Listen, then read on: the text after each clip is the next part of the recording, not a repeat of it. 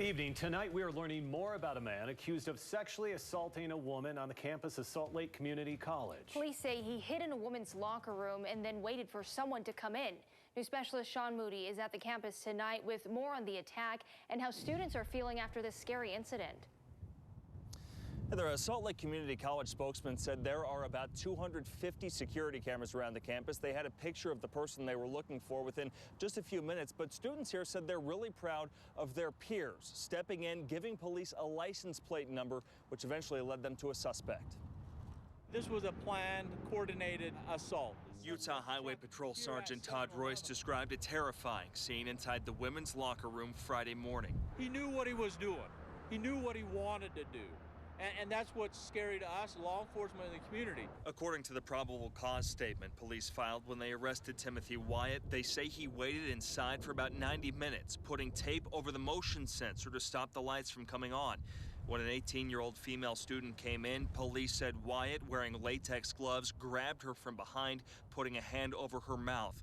They say he tried to pull her further inside the locker room and grabbed one of her breasts when she fought back and ran from the locker room. She did exactly what she needed to do. She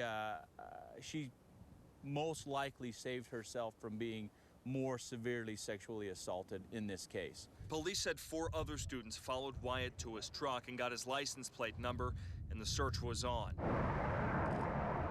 About 3 hours later, that paid off.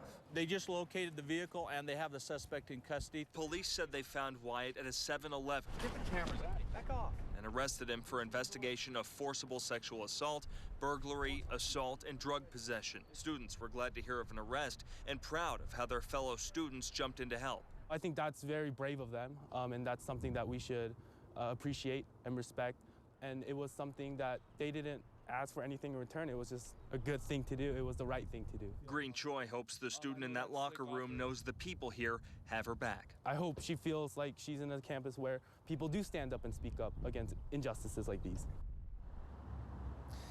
Police say that student was not injured, but was certainly shaken up. Ashley, back to you. Yeah, glad she was able to act fast in this situation. Sean Moody live for us tonight in Salt Lake. Thank you. He had a felony